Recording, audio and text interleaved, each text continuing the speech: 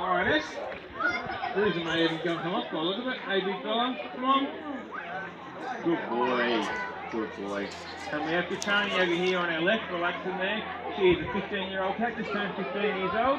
And Big Bad Bruiser is 17 years of age. What are you doing, Bruiser? So that's quite old for a male lion. Male lions in the wild are very rarely live past about the 10-year mark. Lionesses are a little bit different. They'll live between 12 and 15 in the wild. And in captivity, the longest recorded lion is 22 years of age. So these guys here are here for their retirement. Originally from Taronga Zoo, come here just before Christmas last year. And the idea is they're here basically for their retirement. So a bit of history on the lions. Bruiser was bred at Mogo Zoo and was hand raised by the people at Taronga. And he's a really chilled out cruising male lion compared to some of the guys that I've worked with. And then we have Kachani, who is 15 years of age, as I said, and she was brought here from Auckland Zoo. And she was brought here about 2 years of age to breed with Bruiser.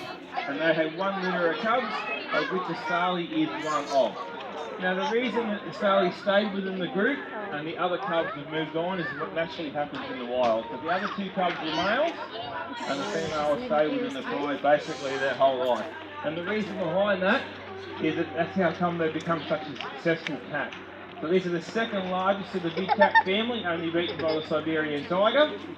But they're actually the most successful of all the big cat family. And the reason behind that is they're the only large cat to work in a pride or in a large social grouping. So what the lionesses are is effectively a football team. So the lionesses don't leave the pride, they stay within the pride their whole life. So they learn from their mums and they learn from their aunties. They learn how to hunt and they learn to be very efficient at it. The reason behind that is each player in a hunting role has its own position. The larger the cats and the more educated the cats, then usually they'll be involved in the kill. The less educated the cats, they'll be involved in the ambush and the chasing of the animals to lead them to where they want to go. So when they do a hunt, they just don't indiscriminately sort of chase anything. They'll survey whatever's out there. Any animals that are injured or weak, these guys will pick up on it straight away, and they usually pick on them to take out, which is what they're designed to do. They're designed to take out the weak, the injured, and the badly designed. And the whole idea behind it is their nature's way of capping populations and also controlling them and the animals that are a little bit off as well. Unfortunately for lions throughout the globe, these guys were spread right throughout the warmer parts of Africa, Indonesia and Asia, and now lions are now left to about 288 lions left in Asia, and we have less than 20,000 African lions now left in Africa. Now that was about 400,000 or 500,000 animals not that long ago, and there was actually 12 subspecies of lions throughout Africa. Now some of these subspecies of lions have evolved to be really big. And the reason behind the size of a lion and the size of the pride relates to the food. So if they're hunting larger food items like buffalo and young elephant and stuff like that, there has to be a larger built cat to be able to pull down an animal that large. And if there's a lot of food around, then the pride can stay basically and sustain a larger grouping of 20 or 30. Sometimes prides are only made up of animals of less than 5 in the group, depending on how good the hunting is. So the largest species of lion, or largest male lion ever recorded was a Barbary lion, and he weighed 375 kilos. So to give you an indication how big that is, Bruiser's 175 kilos. So it's 200 kilos heavier than what Bruiser is. So that is a massive cat. The only way they can sustain such a large body mass is to basically have large food items there to hunt. So these guys here had a large feed yesterday, so they're quite doughy today. But in saying that, these cats here will sleep between 18 and 20 hours a day. Bruiser's quite partial to 20 when you can get it, and the girls will sleep between 16 and 18 hours a day. Now the reason for that, any one of you guys has been lucky enough to visit Africa, it's a very hot, dry environment. So these guys can't sweat very well, so what they do to conserve their energy is to sleep a lot. And that's what they do to conserve energy and to stop their body working too hard to keep themselves cool. So the majority of their hunting is done early morning or late evening or throughout the night in the cooler parts of the day. Very rarely will lions venture out and hunt in the heat of the day. Now these guys here again are the most successful of the big cat family, where only 1 out of every 10 hunts is actually successful and results in a kill. They have to do a lot of hunts to end up finding themselves some food to consume. When they do that, their body's built very uniquely. They sleep 18 to 20 hours a day, but they have a super fast metabolism. So what Bruiser can do, for example, if they're lucky enough to get a big kill, is to go and sit and eat 15 kilos of meat in one sitting. He will go and sleep for 50 minutes or an hour or 2 hours, and he'll come back and eat another 10 or 15 kilos of meat in one sitting. So he can consume between 25 and 30 kilos of meat off one carcass. What he does do after that, though, he goes into a food coma and sleeps for about 3 days. And then he gets up and does it all again from there. And I've seen Bruiser do that. We give him a larger piece of meat for our 10th anniversary here a few weeks ago. And we give him about a 30 kilo piece of meat, which to watch him pick up effortlessly is pretty cool. He just picked up a 30 kilo big bit of meat and just walked off with it, no worries at all. We were struggling to bear hug it and carry it and put it in the den. And he literally went into a food coma. So I couldn't get Bruiser to come inside or move or do anything remotely like actually any sort of form of action for 4 days. Bruiser, what are you doing? So, Bruiser's all talk. Bruiser's been reading the latest magazines. He's a sensitive new age guy, Bruiser is, for a male lion. So some male lions wouldn't even tolerate the girls being that close to me when I'm going to do food. Bruiser, I'm talking you up and you're going naughty.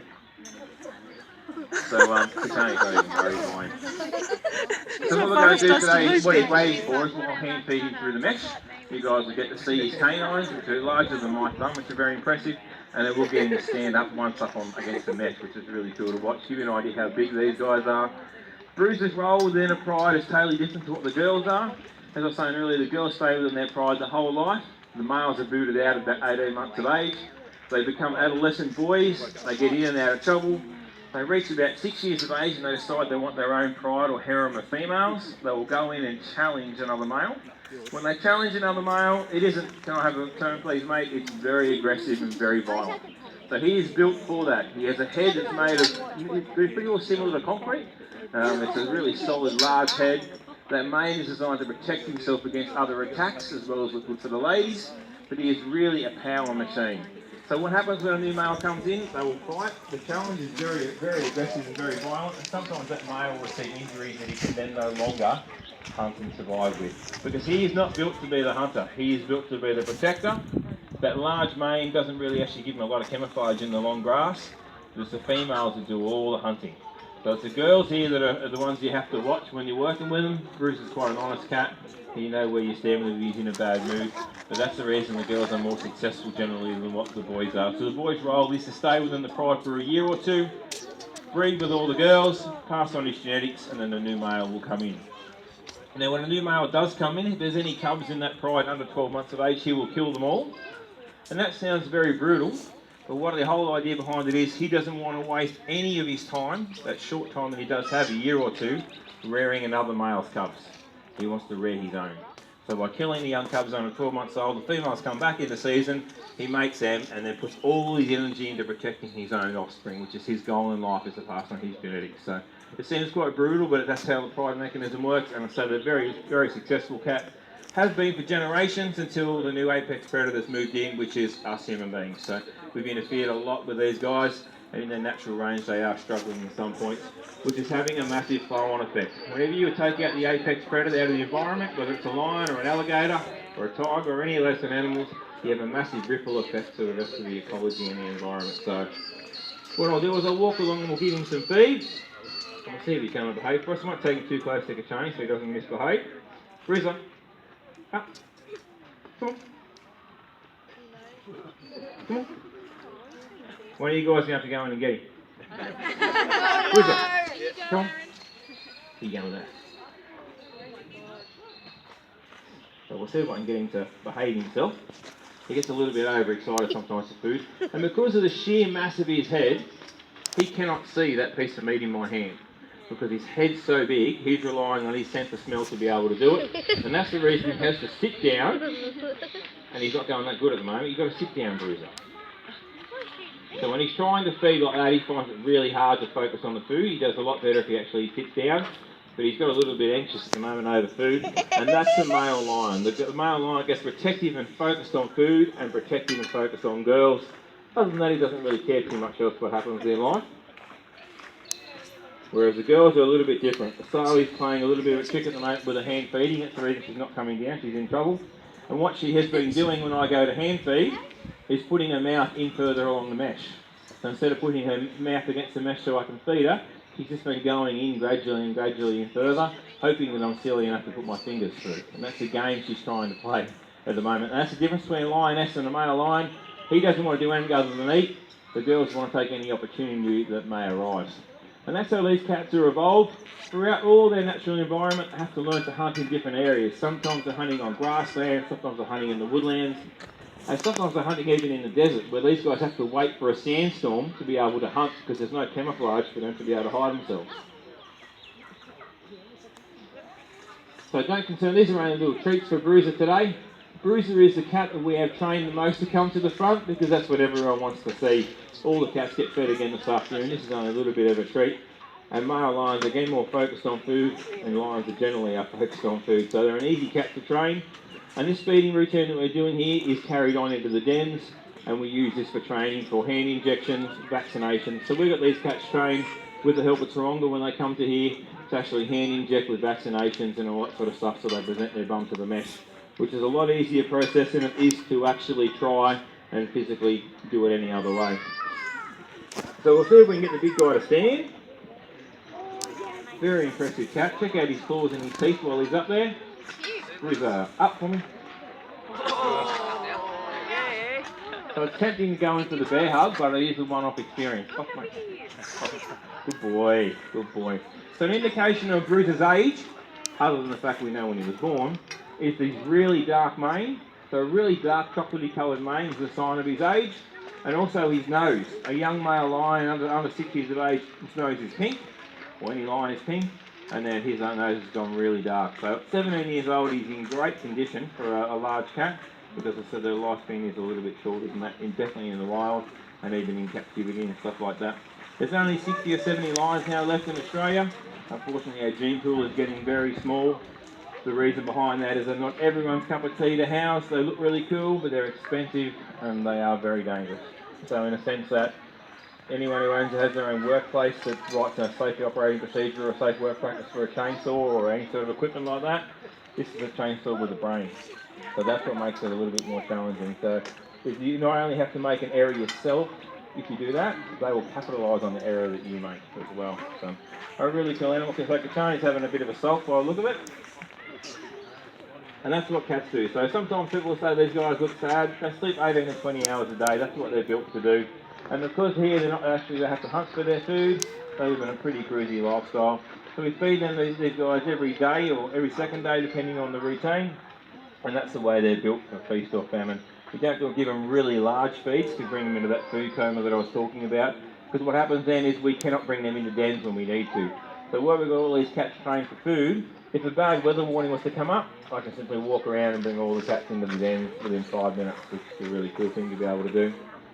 So we do have another exhibit on the way on the other side there for a young pride of lions to come in the next 8 weeks or so. They should have been here a month or so ago, but the rain's been knocking us around.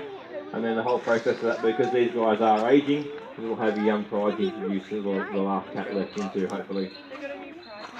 So if you want the lions to be any more active than this, that's as good as it gets. So they're very inactive animals. Once they disappear, then the cats will go back up onto the platform and go to sleep.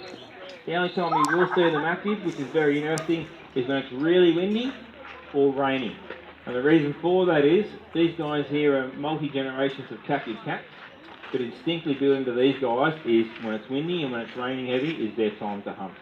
And it's built into them, which is just years and years of evolution is into these cats, even though they are captive bred.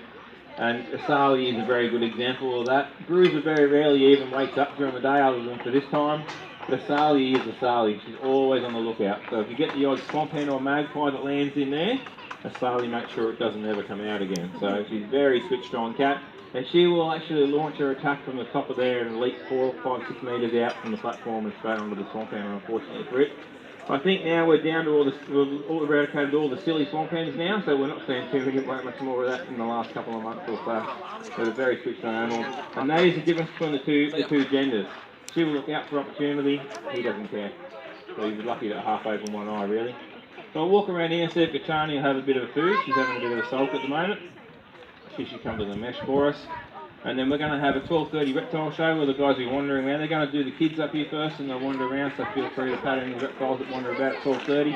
1:45 we do a koala talk, and then 1 o'clock meet the babies, which is really cool for the kids. There's a ringtail possum and joey kangaroos and some pretty cool stuff there as well. So I'm going to feed Kachani. If there's any questions, you hit me with them at the end.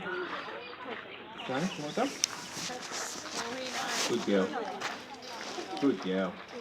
No bruiser. No bruiser. You're going to get a swipe on the shots if you do that. So these guys' tongues are equipped with 2 to 3 mil long spines. So, and the reason for that is they're designed not to waste any of their food. So 1 out of every 10 hunts are successful, so they can't afford to waste any meat. So the idea behind those spines is they can lick the hide off an animal and they can lick all the meat off the bone. So if we give them a larger leg bone off a cow or a horse, then they will basically lick that clean as though you polished it with Mr. Shane, really. So pretty cool design. Kachani, someone stop smooching here. Bruiser, no. No. Kachani, come and get out of the way. So this is an indication of how cruisy he is. Most male lions I work with would just push the girl out of the way with a bit of aggression. But he's quite happy to sit there and wait. And that's got a lot to do with the fact he was hand raised. It's just changed his behaviour a little bit. Last piece.